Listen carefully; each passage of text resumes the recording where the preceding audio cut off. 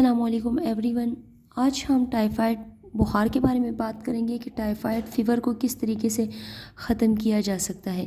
اگر کسی پیشنٹس کو یہ بخار ہوا ہے اور زیادہ عرصے سے ہوا ہے تو وہ بالکل بھی ختم نہیں ہو رہا، تو اس بخار کو ٹھیک کرنے کے لیے یہ میڈیسنس آپ کے سامنے ہے. اس میں ڈرپ NS 100 ml لگانا ہے پیشنٹس کو، ساتھ میں آکسیڈل انجیکشن جس کا فارمولا سپٹراکزون ہے وہ لگوانا ہے. اور اگر کسی پیشنٹس کو بہت زیادہ چکر آ رہے اور الٹی کی شکایت ہے تو ساتھ میں گریوینیٹ بھی لگا سکتے ہیں. اس کے علاوہ اگر ٹیبلٹ کے بارے میں بات کریں تو ٹیبلٹ پیناڈول پیشنٹس کو یوز کروانا ہے 3 ٹائم، وہ ایج کے حساب سے. اور ٹیبلٹ نویڈیٹ جیسے کہ سپروفلوکسین جس کا فارمولا ہے 250 mg، یہ 2 ٹائم آپ نے پیشنٹس کو یوز کروانا ہے. اور اگر کسی پیشنٹس کی ہڈیوں میں بہت زیادہ درد ہو رہے تو اس کو ساتھ ڈائکلوپینک یعنی ڈائکلوران ٹیبلٹ بھی یوز کروا سکتے ہیں.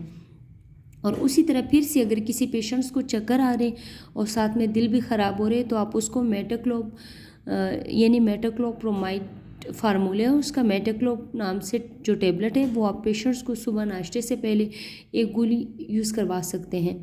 اگر کسی پیشنٹس کو NS آکسیڈل وغیرہ سے آرام نہیں آتا یا ان سے الرجی ہے تو وہ پیشنٹس انجیکشن پیراسیٹامول اور انجیکشنز نویڈیٹ یعنی سپروفلوکسین بھی اپنے پیشنٹس کو لگوا سکتے ہیں. یہ تقریباً 7 یا 12 ڈیز کا کورس ہوتا ہے. اس کو کرنے کے بعد انشاءاللہ پیشنٹ بالکل ٹھیک ہو جاتا ہے. اگر اس بخار کی علامات کے بارے میں بات کریں تو جیسے ہی یہ جراثیم جسم میں داخل ہو جاتا ہے 21 دن کے اندر بخار کی علامت ظاہر ہونا شروع ہو جاتی ہے.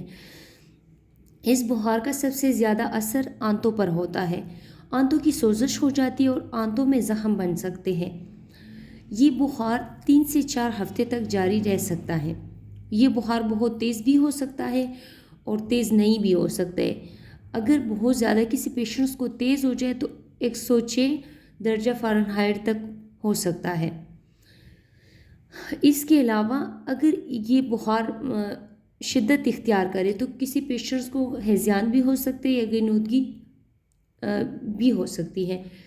وجوہات کے بارے میں بات کریں تو آج تک تو ہر کسی کو پتہ ہے یہ ایک خاص جراثیم سے پیدا ہوتا ہے.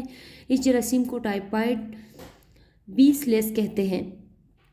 متعدی قسم کا یہ ایک دوسرے تک اس کو چونے سے لگ جاتے ہیں، یعنی اگر آپ کسی پیشنٹس کو چھوتے ہیں تو یہ اس کو بھی منتقل ہو سکتے ہیں، لیکن یہ زیادہ تر دکھنے میں نہیں آیا. اس جراثیم کو پلانے میں مکھیاں بہت کام کرتی ہیں. اس جراثیم کو جو پلاتی ہے، اگر یہ بخار بہت تیز ہو تو اس کا علاج ہم آپ کو بھی بتا رہے ہیں کہ مینس کہ جیسے گریلو ہوتا ہے، ٹھیک ہے، تو وہ آپ کس طریقے سے کریں گے. اگر یہ بخار بہت زیادہ شدت اختیار کرے تو پیشنٹس کو برف کی پٹیاں، اور اگر سردی کا موسم ہے تو اس کو عام نارمل پانی کی پٹیاں بھی کروا سکتے. مریض کو بہت نرم غذا کھلا دے.